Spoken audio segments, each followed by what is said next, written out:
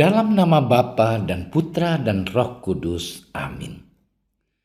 Allah Bapa kami, sabdamu adalah pelita, penuntun langkah kami, dan obor penyuluh jalan kami. Kami ingin membaca dan merenungkan sabdamu. Bersabdalah ya Tuhan, hambamu mendengarkan. Penuhilah hati kami dengan sabdamu. Sabdamu adalah kebenaran. Bersihkanlah pikiran kami dari keinginan yang menyesatkan. Bukalah diri kami agar dapat mendengarkan sabdamu. Amin.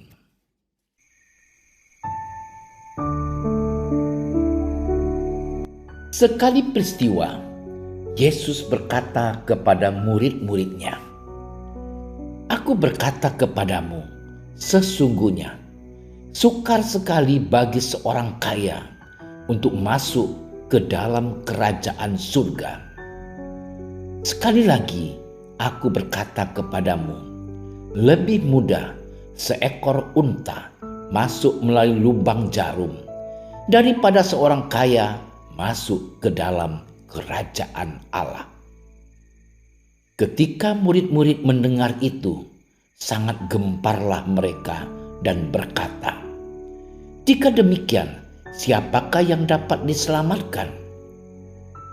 Yesus memandang mereka dan berkata, "Bagi manusia hal ini tidak mungkin, tetapi bagi Allah segala sesuatu mungkin." Lalu Petrus menjawab dan berkata kepada Yesus, "Kami ini telah meninggalkan segala sesuatu dan mengikut Engkau. Jadi, apakah yang akan kami peroleh?"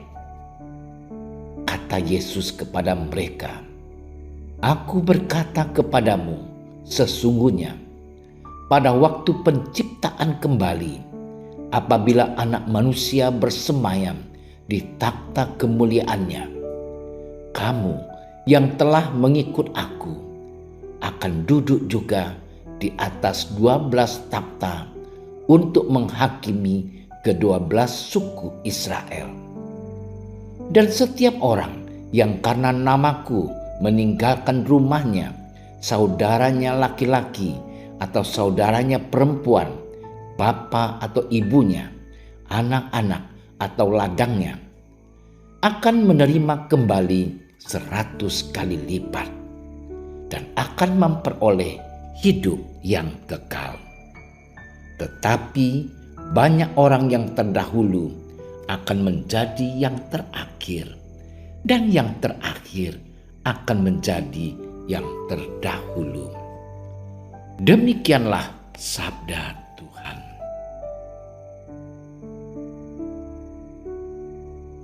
Saudara-saudariku yang dikasihi Tuhan, bacaan Injil yang telah kita dengarkan tadi berbicara tentang hal mengikut Yesus.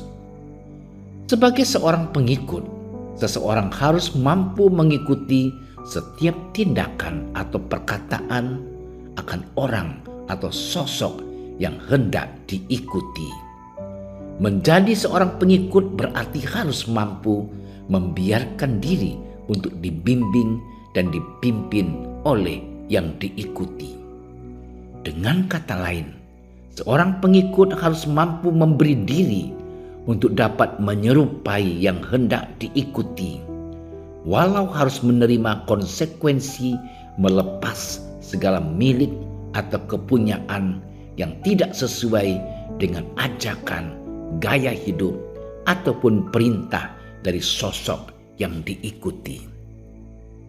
Saudara-saudariku yang dikasihi Tuhan, pada hari ini sabda Tuhan memperdengarkan suatu teguran keras bagi kita para pengikutnya lewat pengajaran Yesus kepada para murid.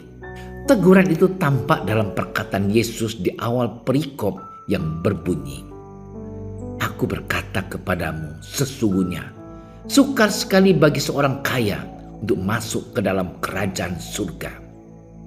Sekali lagi aku berkata kepadamu, lebih mudah seekor unta masuk melalui lubang jarum daripada seorang kaya masuk ke dalam kerajaan Allah.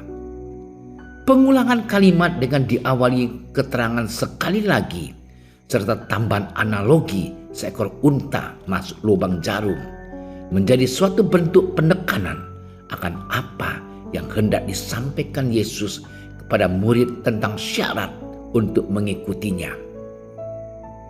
Frasa kata orang kaya yang disebutkan Yesus tidak boleh kita artikan secara harafiah bahwa semua orang yang tergolong ke dalam orang kaya sukar atau tidak dapat masuk ke dalam kerajaan Allah.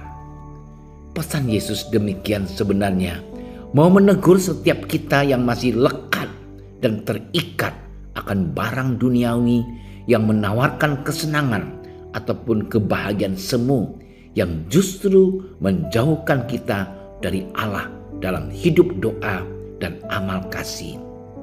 Bukan orang kaya yang sulit untuk masuk ke dalam kerajaan Allah, melainkan kita atau mereka yang masih dibutakan oleh kesenangan duniawi, sehingga hati kita tidak lagi terarah kepada Allah dalam sabda dan perintahnya, melainkan mencari kesenangan-kesenangan semu yang justru membawa kita jatuh ke dalam dosa dan jauh daripadanya. Saudara-saudari yang terkasih, perintah ataupun teguran Yesus berkaitan dengan hal mengikuti Dia hari ini janganlah menjadi hal yang menakutkan bagi kita. Yesus dalam sabdanya pada hari ini hendak menyapa dan mengingatkan kita akan jati diri kita yang sebenarnya sebagai seorang pengikutnya yang sejati. Memang tidak bisa dipungkiri, kita hidup di dunia ini juga harus senantiasa bekerja untuk mencari uang demi kesejahteraan hidup jasmani kita maupun demi kebahagiaan orang-orang yang kita cintai. Kita membutuhkan uang untuk dapat makan demi kelangsungan hidup kita di dunia. Hanya saja usaha-usaha kita dalam memenuhi kesejahteraan hidup di dunia itu kerap membuat kita lalai untuk mengungkapkan syukur dan pujian kita kepada Tuhan yang telah memberi kita rahmat kehidupan dan kesehatan, terutama sebagai seorang pengikutnya. Demi kesejahteraan jasmani, kita pun kerap melalaikan hidup doa dan menggereja, baik dalam hidup amal kasih kita kepada sesama. Kita sering meninggalkan Yesus demi segala sesuatu yang ingin kita miliki, bukan lagi meninggalkan segala sesuatu demi mengikuti Yesus. Saudara-saudariku yang dikasihi Tuhan, kiranya sabda Tuhan pada hari ini dapat mengingatkan kita akan orientasi hidup kita yang sebenarnya di dunia ini. Sebagai seorang pengikut Kristus yang sejati, mengikuti Yesus memang bukanlah hal yang mudah bila kita pandang secara duniawi. Memang segala sesuatu yang indah dan membahagiakan membutuhkan pengorbanan yang besar, sebagaimana yang Yesus sendiri teladankan untuk mati di kayu salib demi keselamatan hidup semua umat manusia dari belenggu dosa. Maka dari itu, kita pun sebagai seorang yang mau mengikuti jejak-jejak kata dan tindakan hidup Yesus harus mampu mengorbankan segala kelekatan-kelekatan kita akan kesenangan atau tawaran dunia, sehingga mampu untuk mengikuti Yesus secara penuh dalam hidup doa dan perbuatan kasih seperti yang telah diteladankan Yesus kepada kita. Dengan demikian, kita dapat meninggalkan segala sesuatu demi mengikuti Yesus, sehingga kemudian akan menerima kembali 100 kali lipat dalam hidup kekal bersama Bapa dan para kudusnya di Yerusalem surgawi. Tuhan memberkati kita.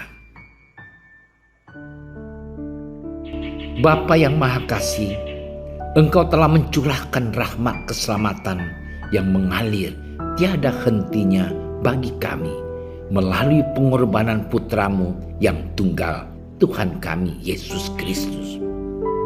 Kiranya ya Bapa, kami mampu juga mengorbankan segala kelekatan duniawi kami demi mengikuti Engkau dalam perintah sabda-Mu seturut pertolongan rahmat-Mu, sehingga kami pun dapat menjadi seorang pengikut-Mu yang sejati dan dapat menikmati kebahagiaan kekal dalam kerajaan-Mu yang abadi.